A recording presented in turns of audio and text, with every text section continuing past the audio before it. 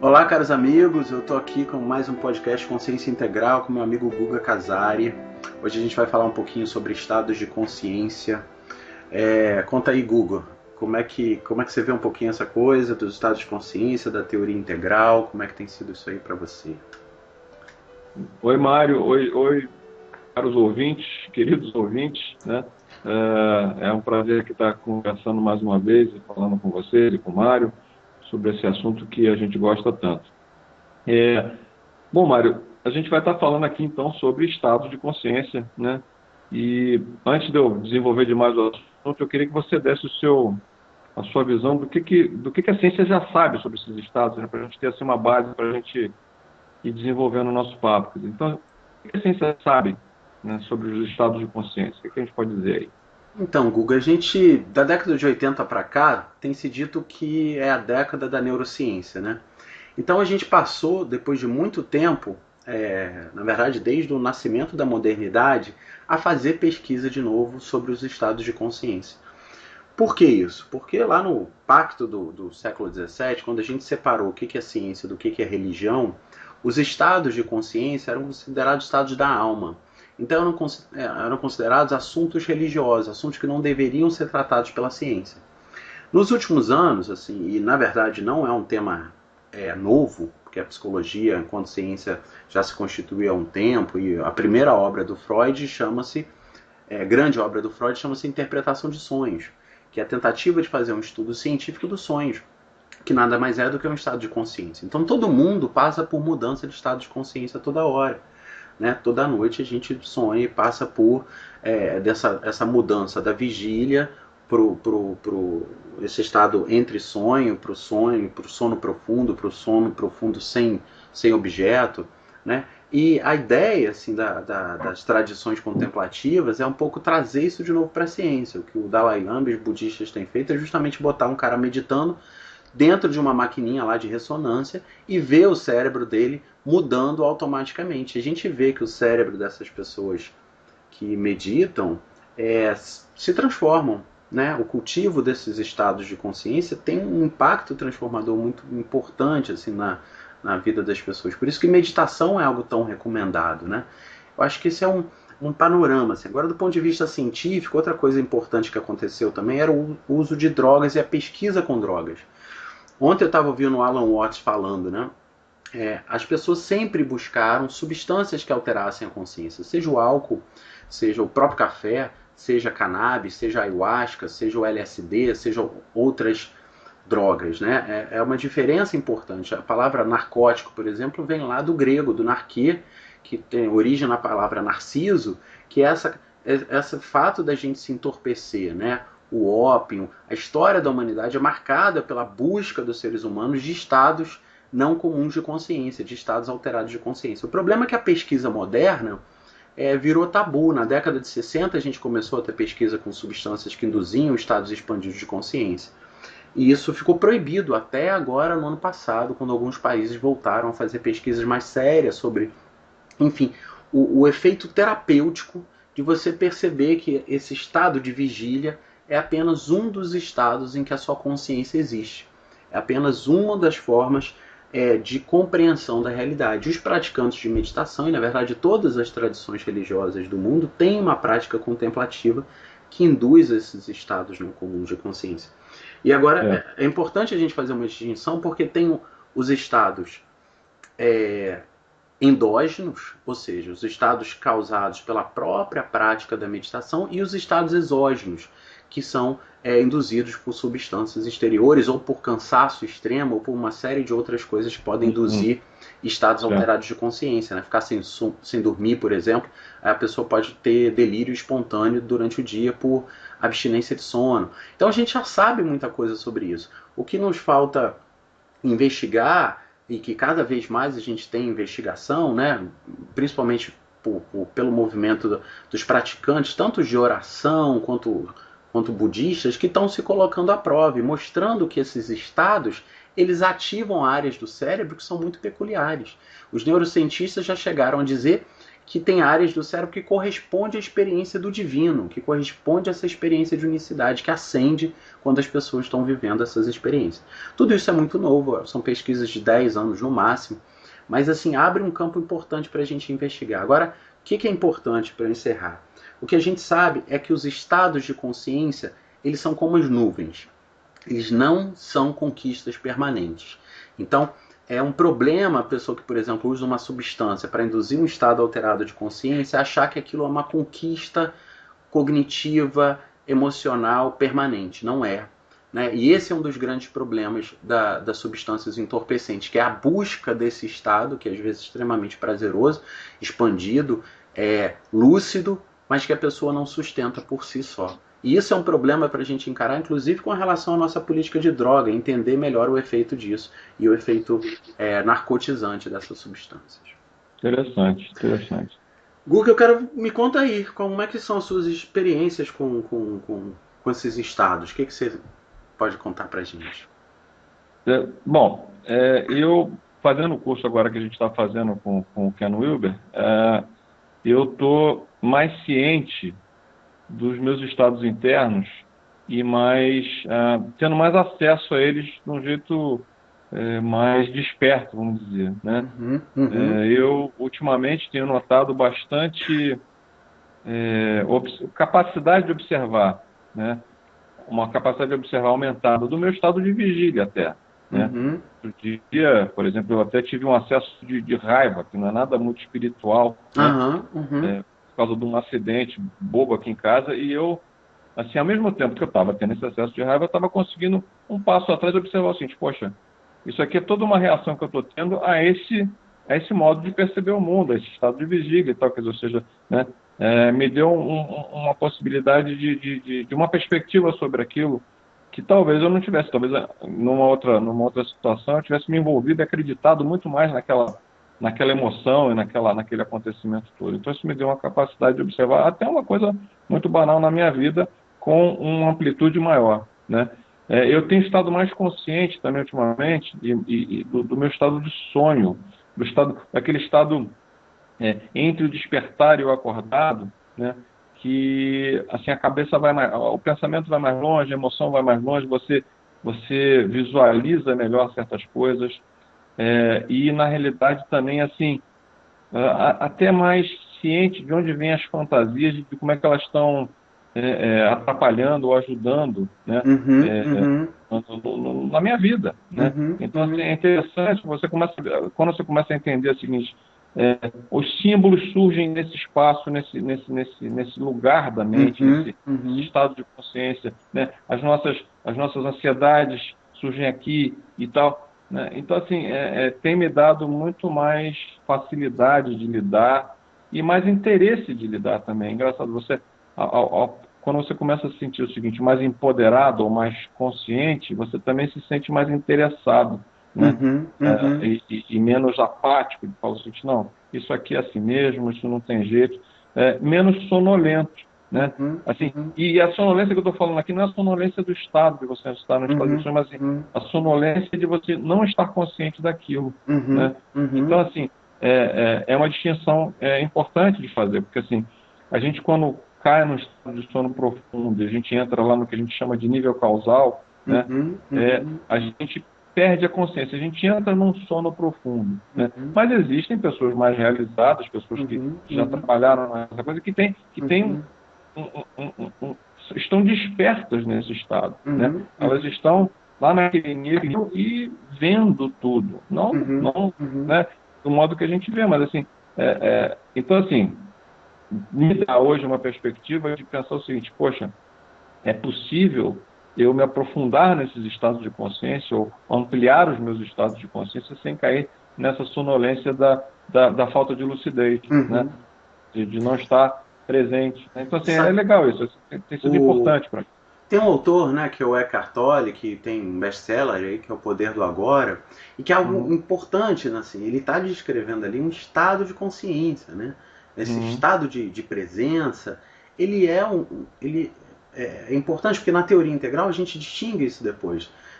Fica claro para as pessoas que boa parte dessas experiências, né, que você faz um retiro de final de semana e vivenciam um monte de estados e tal, só que depois aquilo não se sustenta no tempo. E isso que caracteriza um estado, né? Assim, essa expansão, aquilo que o Maslow chamou de experiência de pico. Mas me conta, Guga, como é que você vê assim na nossa cultura? Né? Por que a gente não fala disso? Né? Por que na nossa cultura, né, a gente tem lá na tradição cristã, né, várias descrições de estados assim de visões dos profetas, de contato com o Espírito Santo. A gente tem as tradições contemplativas aí dos êxtases, dos místicos. E isso saiu de moda. O que você acha? O que está acontecendo? Bom, Mário, assim, historicamente, assim, eu não sei te apontar exatamente o motivo, né? Quer dizer, ou seja, por quê, né? Mas, assim, a gente nota que hoje em dia, assim, esse conhecimento, quer dizer, essa sabedoria na nossa cultura, fazer parte, que ela não faz parte da nossa cultura, quer dizer, ou seja, a gente saber o seguinte, a gente existe nesses estados de consciência, a gente tem acesso a esses estados de consciência. Esses estados de consciência são experienciados através de corpos sutis, né? E que são nossos. A gente está o tempo todo dentro desses estados de consciência, experienciando eles através desses corpos. A gente não sabe disso. Eu acredito, de um certo modo, que isso venha em função do materialismo mesmo. Ou seja, houve um descarte dessa sabedoria como sendo uma coisa mística ou supersticiosa. E por causa da ciência, a gente se aproximou demais da observação da materialidade, da matéria das coisas. E isso, a gente, como não sabia medir isso, como isso era uma coisa sutil, que a gente precisava experimentar de outros modos, acho que a gente perdeu o foco mesmo e essa coisa caiu em desuso. E também houve uma grande rejeição por causa disso que eu estou falando, quer dizer, ou seja, acreditar que isso é uma coisa atrasada, é uma coisa mística, é uma coisa supersticiosa, né? Então, assim, eu acho interessante o Integral tá nos trazendo esse conhecimento de volta de uma forma completa, né?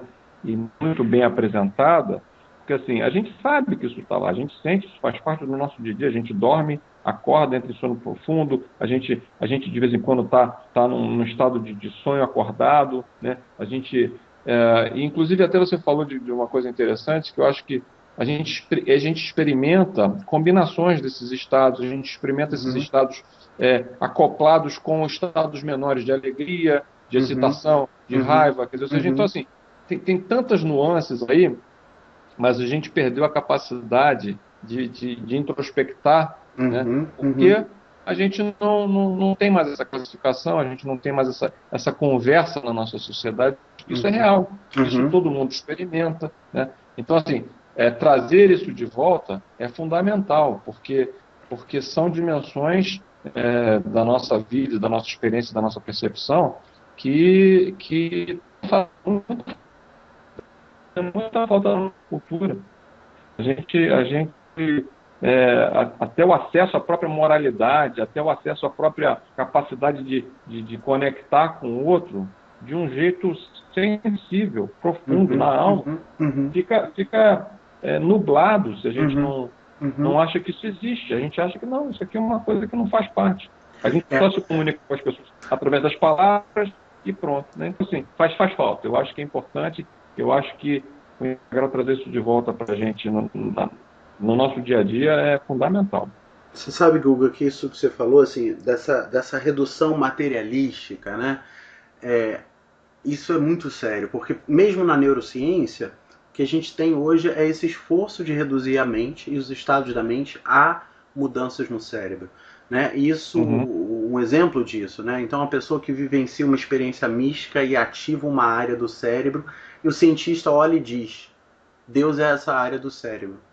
Agora, ele não diria, se essa mesma pessoa olha para o Sol e acende no cérebro uma área lá no occipital, no lobo da visão, ele não diria o Sol é essa área no cérebro.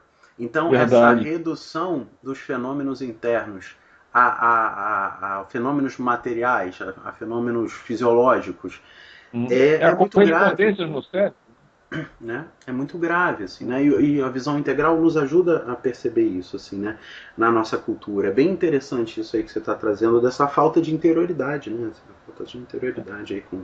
E quando, para completar o que você estava falando antes a respeito Uhum, dos estados exógenos e endógenos, uhum, quando você estava falando isso, eu estava lembrando dos estados induzidos, não por drogas, mas por imersão naquelas banheiras que te diminuem a sensação física, né? Você entra numa uhum, banheira, você diminui uhum, todos os seus estímulos físicos, uhum, e muita gente assim fez experiências nesse tipo de uhum, ambiente uhum, uhum, e teve experiências altamente psicodélicas uhum, e uhum. sem o menor uso de substâncias que É, alteram a o consciência, né? próprio Groff, que é um dos grandes autores assim, que É, a começou a respiração pesquisa, holotrópica, é isso. exatamente, ele propunha simplesmente respira fundo aí, que você vai Hum, ver o que acontece.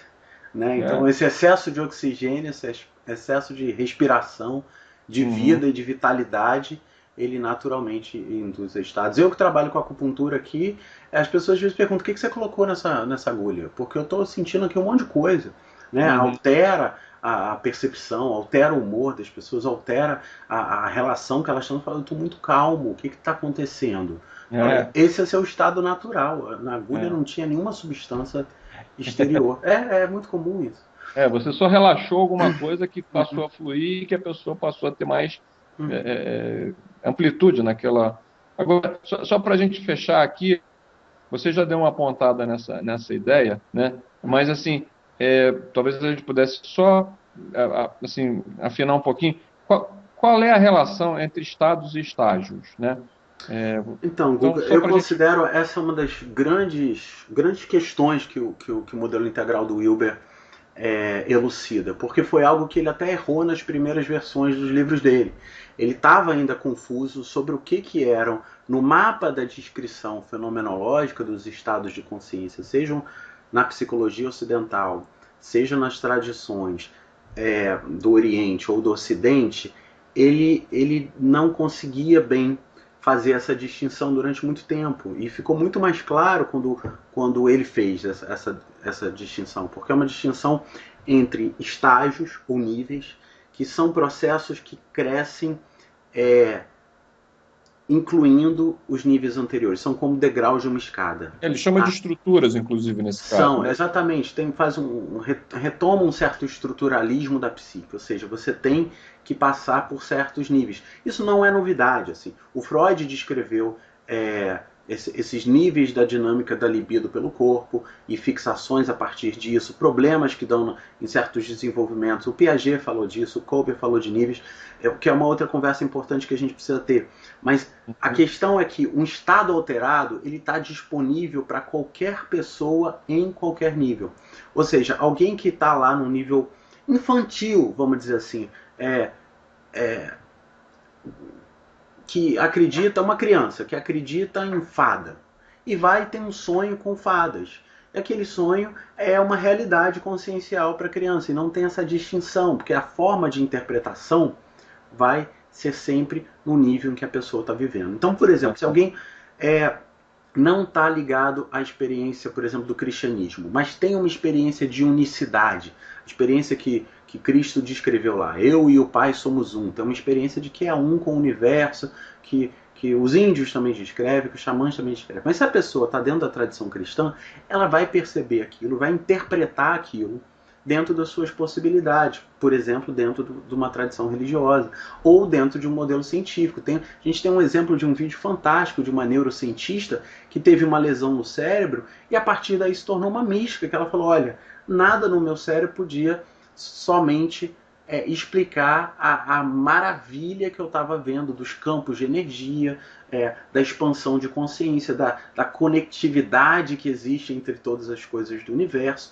Então, assim, o Einstein se tornou um místico de tanto estudar a física, né? De tanto Uhum. ir aos limites do universo, essas pessoas vão vivenciando estados de consciência. Então, qualquer que seja o caminho, esses estados estão disponíveis. Então, você não precisa ser iluminado para ter uma experiência de iluminação. Você não Uhum. precisa ser uma pessoa assim que para ter uma experiência de Satori. Isso pode acontecer, por exemplo, na tradição védica, pessoas que caem, bate o cóccix e tem uma experiência de Kundalini, tem uma experiência de despertar a partir de um acidente físico. E às vezes uma dor, ou um acidente, um estado pós-traumático, diversas coisas podem nos catapultar, que é jogar a gente lá num estado de consciência lá na frente. E o problema é que para a gente sustentar esses estados como o nosso modo de operar no mundo de forma mais perene, mais permanente, a gente precisa correr e criar as estruturas linguísticas, semânticas, simbólicas, cognitivas, emocionais, onde a gente possa suportar, conviver nesses estados. E eu acho que aí vale a pena, quer dizer, colocar a noção que a gente já estava falando, quer dizer, da meditação como um fator fundamental para a gente conseguir sustentar a percepção nesses estados, né? Mas se você pratica meditação, você sabe que logo depois você sai daquele estado, sai andando por ali e pronto, você volta a funcionar no seu estado convencional. Mas o que acontece? O simples fato de você ter aberto essa brecha na sua estrutura, através dos estados alterados de consciência, isso te prepara para acolher essas experiências que vêm com estruturas novas. Então a grande ideia assim, que é importante é que a vivência de estados alterados de consciência pode ser um fator psicodinâmico, pode ser alguma coisa que te faz crescer, pode ser alguma coisa que te ajuda a largar um pouco o seu apego às suas estruturas de ego, às suas estruturas de personalidade, sociais, sistemas de crença, o que te aprisiona em certo momento, e dar um passo além.